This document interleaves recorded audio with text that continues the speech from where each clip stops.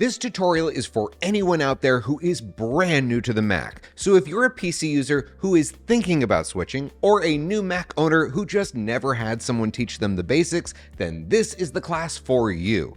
New to Mac 2023, Ventura Edition, coming up next on Tech Talk America.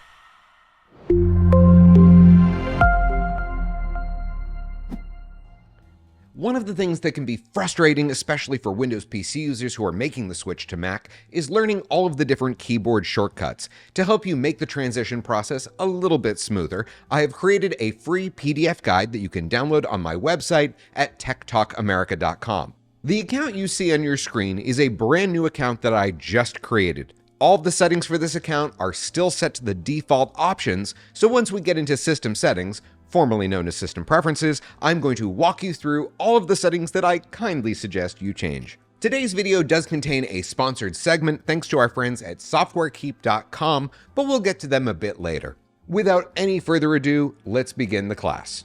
The first place we always start when going over the Mac is Finder. Now, despite the fact that it says Finder here at the top left corner of my screen, Finder is actually this happy Mac icon that you see at the bottom left. This toolbar filled with icons is what we refer to as the dock, and of course, it can be customized. When you click on Finder, that opens a Finder window. This is very similar to Explorer in Windows. Before we get too deep into Finder, I want to first recommend that we make a few changes to Finder settings. And to do that, we're going to click where it says Finder here at the top left corner. Now, let's go into Settings. Let me move this window to the middle of the screen, and here on the General tab, I recommend that you keep most of this the way it is. The one area you might want to change is what do you want to see when you open up a new Finder window. By default, it shows you recent files that have been created or downloaded. Personally, I tend to prefer either the Documents folder or maybe the Application folder, so let me change it to that now. Let's now click over to the sidebar icon. The items that you see checked here are reflected here in this Finder window behind it. So for example, we have an easy access to recent items. AirDrop is a technology that allows you to send files from any Apple device to another Apple device that is in close proximity. Here we have the Applications folder, something you will definitely need all the time. It's helpful to have your desktop available here in a Finder window because sometimes if you have a lot of items on your desktop, it's easier to view it in list form. Also, of course, the Documents folder and the Downloads folder. The one that I recommend you add is the Home folder, which is this one right here with the house icon, except in your case, instead of it saying Demo, it will have your name on it. For new users, I tend to recommend that they turn off the tags feature. It's just something that tends to be used a lot more in business and not so much by the average everyday person. Let's now close that window by clicking this red dot. I'm going to click over now to the Applications folder to show you some of the different ways that you can view your different folders. The way you see these icons appear right now is what we refer to as icon view, and it's represented right up here at the top. If I switch it over to list view, you can see that's how it looks in that case. Also, there's column view, and then there is gallery. I'm not really a big fan of this view ever, so I tend to keep the Applications folder always in icon view. There's two other little settings that I recommend you change, which are part of the view options. And so while you're here in Applications, I recommend that you go up here to the top, click on where it says View, and I want you to turn on two items here. Those two are the path bar that, if you look here at the bottom, is showing me where we are in the computer. So sometimes when you get to folders that live inside of other folders, it can be a little confusing to see where you are. This just makes it a little bit easier. The other feature that I like to add is I always like to show the status bar. So because we're right now in the Applications folder, it's showing me how much free space I have available on my computer.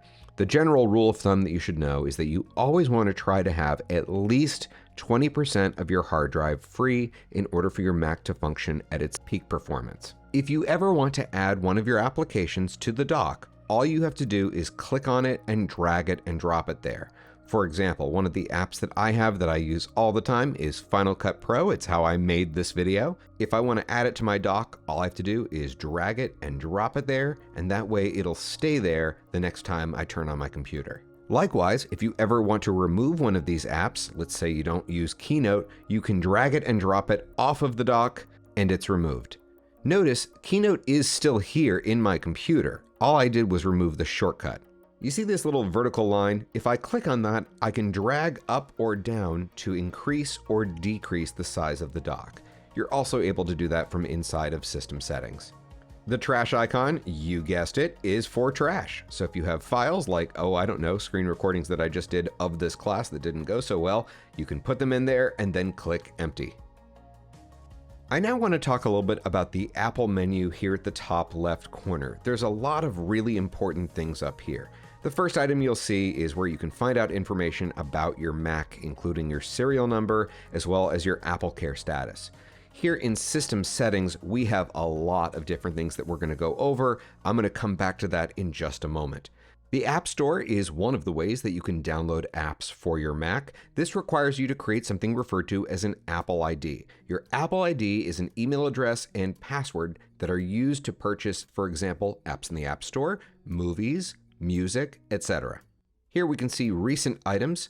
It's not common, but if an app ever crashes, you can click on the Apple icon and go here to force quit. Or if you prefer, you can use the keyboard shortcut Command-Option-Escape to force quit. Here it shows all the different apps that are running in the background. If Calendar was crashing right now, it would appear in red. I just click on it and then click force quit.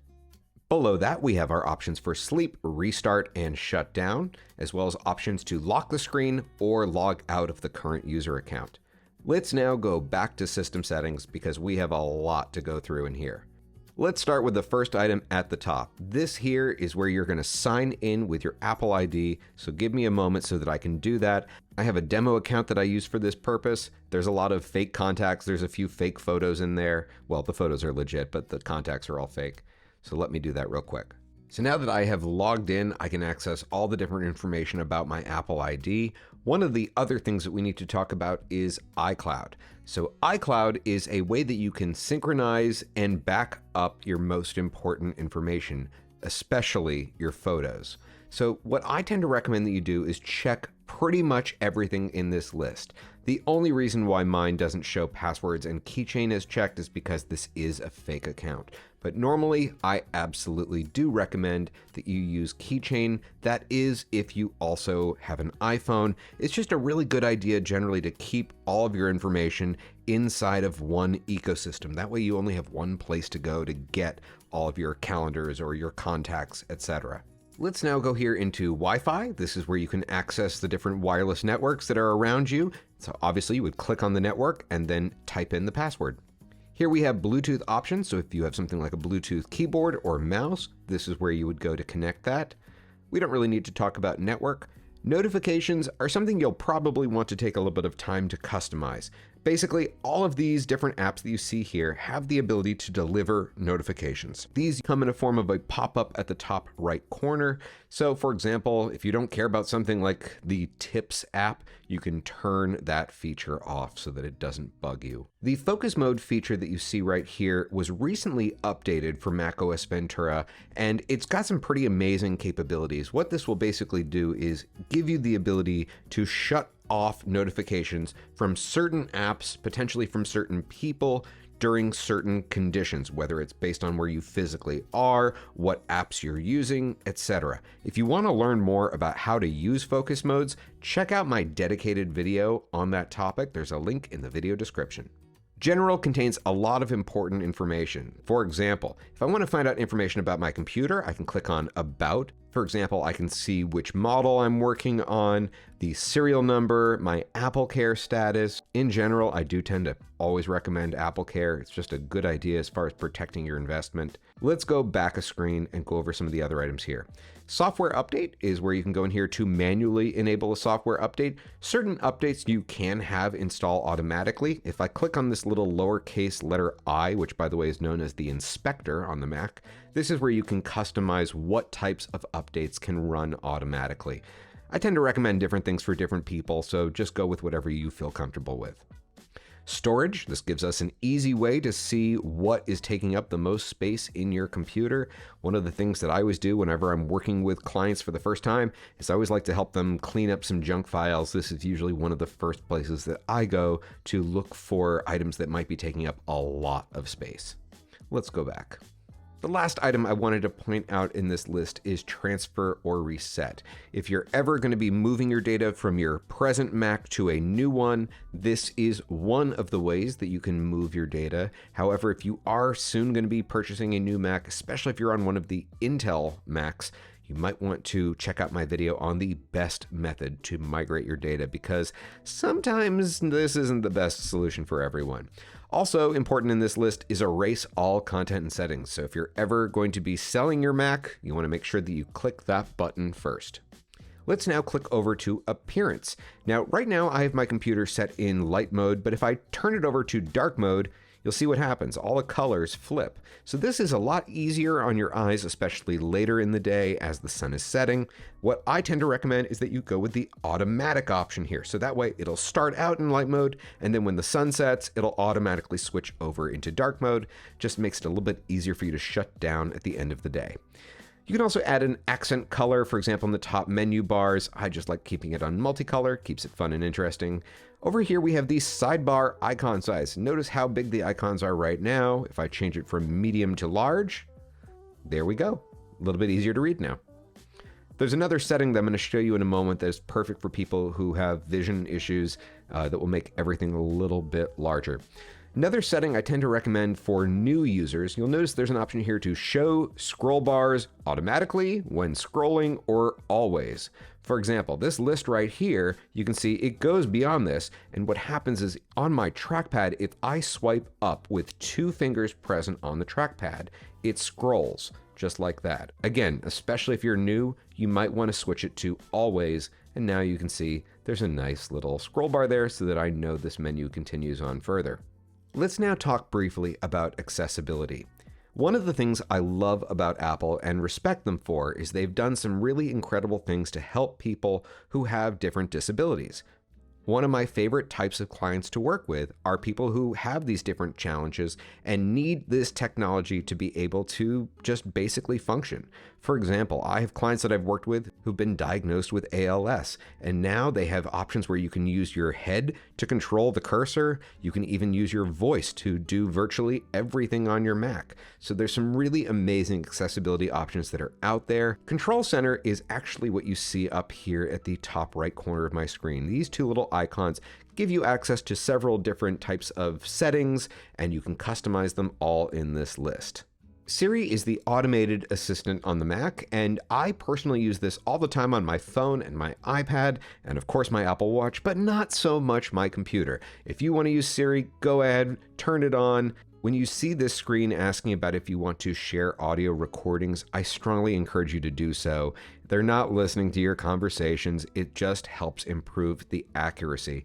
A lot of times when I work with people and they tell me that Siri never works for me, it's usually because they turn that feature off. I'm going to turn Siri off because God knows it's going to interrupt this recording. Spotlight allows you to search for anything on your Mac, and now you can search for things well beyond your Mac. For example, movie show times, or the weather, or sports scores. The shortcut for Spotlight is Command Spacebar. If there's anything that you don't want Spotlight to have access to, you can uncheck it in this list. There is one setting in particular that I want to point out here in privacy and security. And when you get into this list, I want you to scroll down towards the bottom and let's talk for a moment about File Vault. I like to use metaphors to explain complicated things, and I'll use one right now with File Vault. File Vault is like wearing a 50-pound bulletproof vest to be safer when what you really need is a lock and key. The big security risk is your passwords. Not so much this. Especially if you're on an older computer, File Vault can make your computer run a lot less efficiently. If you notice that your laptop gets really hot to the touch, or if you constantly hear the fans running, odds are you probably have this turned on. This will also slow down every single aspect of your Mac. Does it make you more secure? Sure, but it's not really the big security issue. So I generally recommend turning it off. Let's click into Desktop and Dock. Here you'll find options to, once again, change the size of the dock. There's also an option for magnification. If I turn this on all the way, you'll notice when I move my cursor over the icons, they get larger. Personally, I turn that off. Some people like to automatically hide and show the dock. If I turn that feature on, you'll see the dock goes away, but when I move my cursor towards the bottom of the screen, it comes back. Personally, I like keeping it on all the time. Let's now go into displays. If you have trouble with your vision and just need the fonts to be a little bit larger, you might want to consider clicking on one of these options. Because I'm recording my screen, I can't actually do that for you right now, but trust me, it makes everything bigger. Let's now go to Wallpaper. Here at the top, we have dynamic desktops. Dynamic desktops will change over the course of the day. There's also an option for light and dark mode desktops. And if you scroll to the very bottom, you can point this to a folder of your photos or an individual photo. Let's now click over to Screensaver. While screensavers aren't technically necessary anymore, the one that I really enjoy is this photo wall option. This will take your photos and make it look like they're on a gallery wall. It's a really cool effect. I tend to recommend it. Let's now skip down to internet accounts. If you have something like a Gmail address or a Yahoo account that you want to add to your Mac, just come here into this section and click Add Account. At this point, I'd like to skip ahead to Trackpad options. This part is really important that we're all on the same page. On a Windows PC, you have a left click and a right click. On a Mac, this is referred to as a primary and a secondary click. How you secondary click is up to you and based on what you're using. For example, if you're using a mouse, you can make it so that when you click on the right-hand side of the mouse, it gives you that second click function. In the case of my laptop, I have it set so that a secondary click is when I click down with 2 fingers present on my trackpad. Let's go over some of the other multi-touch gestures. Let's go here and just scroll and zoom. As you can see here, I have natural scrolling turned on. That just means if I scroll with 2 fingers present on the trackpad and move them up or down, it will scroll. When you're in something like a document or a website, you might need to zoom in or out to get a better look. To do this, just place 2 fingers towards the center of the trackpad and then spread them away from each other. To zoom out, perform the opposite action. Smart Zoom, I tend to recommend that you turn off. It's just a little too easy to accidentally do it. The rotate function I don't find is very useful. You can probably turn that off as well. Let's now move over to more gestures. This first item here says swipe between pages and I can scroll left or right with 2 fingers. So let's say I'm on a website and then I navigate to another page, but I then want to go back to the previous page. If I swipe with 2 fingers from left to right, it will go back a page. And again, if I want to go forward, I do it from right to left. This next one is really important, how to navigate between full screen applications. We have yet to talk about how to resize windows and how to enter full screen mode, but this one is really important. And for those of you who use a trackpad, you're going to use 3 fingers and swipe left or right to navigate between full screen apps. We'll get to that in just a moment. You can enable Notification Center 2 ways. You can either click on the date and time up here at the top right, or you can swipe with 2 fingers from the right edge over to the left. Now, personally, I tend to recommend that you turn this off. Again, this is one of those things, it's a little too easy to accidentally call for it. Mission control is great if you have a bunch of different apps that are all on top of each other and you need to separate them in order to go back and forth between each other. Personally, I don't use mission control, but let me show you real quick how it works. Let's say I launch the Notes app, my reminders, and my contacts. If I swipe up with 3 fingers, you can see it separates all of those apps. Then I can put my cursor over one of them, and when I click down, that app comes to the front. There are other ways to navigate this. For example, if you use Command and the Tab key, it will show you all of the different apps that are open. And as I tap the Tab key, it navigates to which one. So for example, if I leave it on System Settings and then let go, System Settings comes to the front. App Expose, I just recommend leaving off. Launchpad, I do use quite a bit. Now, Launchpad is the same thing as this icon that you see here at the bottom left corner of my dock next to Finder. When you click on Launchpad, it shows you all the different apps that are on your Mac in a view that very much resembles an iPad. The multi-touch gesture to accomplish this is you start with your thumb and 3 fingers spread wide and then bring them close together. Show Desktop, once again, is one of those things that I feel like is a little too easy to accidentally turn on, so I tend to turn it off. If you ever want to add a printer or scanner to your Mac, just go here into Printer and Scanner Settings, and then you can click Add Printer. It will then search for any printers that may be on the wireless network. One of the greatest parts of the Mac is that you usually never have to ever search for drivers or anything like that, like you do in Windows. Then you just click on the printer you want to add, and after a moment, it finds the driver for you, and then you just click Add here at the bottom right.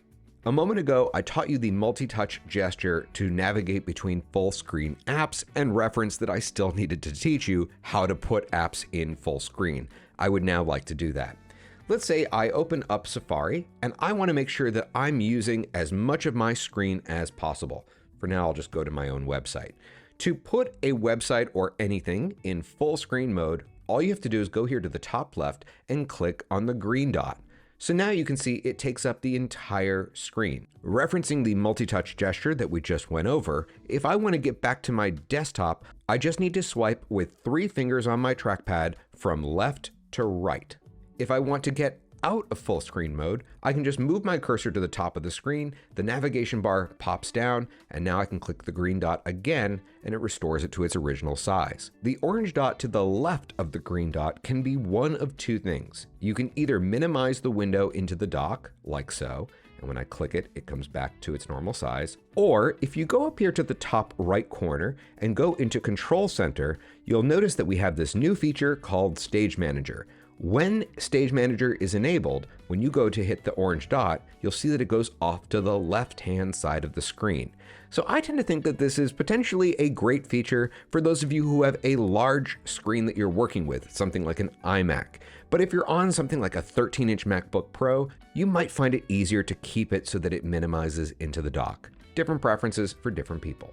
The red dot is almost always close. However, in a few cases, it is actually quit. For example, right now I'm in Safari. If I hit the red dot, you'll notice it still says Safari up here at the top left. That's because Safari is still running. If I want to quit Safari, I'd have to click on it and then select quit. The next thing I want to teach you is how to run apps in split screen mode. To do this, hover your cursor over the green dot and you'll see that we have these other additional options appear. For example, I can tile this window to the left of the screen. Now I have to click on the Contacts app and now that is running on the other side of the screen. Notice that we have this black bar running down the center with a little white strip in the middle. If I grab that and drag it left or right, you'll see that we can resize these windows. So if one needs a little bit more room than the other, you can make that happen.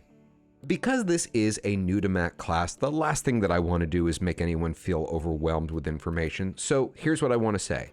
If you want to learn more about the different apps that come with your Mac, whether it's Safari, the Mail application, Photos, or something else, I encourage you to check out my YouTube channel. Over the last 13 years, I've created over 700 tutorial videos, so there's plenty to explore.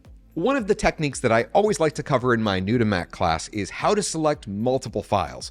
This works system-wide, so it could be that you're selecting a bunch of photos that you want to print out, or it could be that you're selecting a bunch of emails that you want to delete. To individually select files, just hold down the Command key and click on each file. If the files that you want are in consecutive order, just click on the first file, then hold down the Shift key on your keyboard, and then click the last item in the group.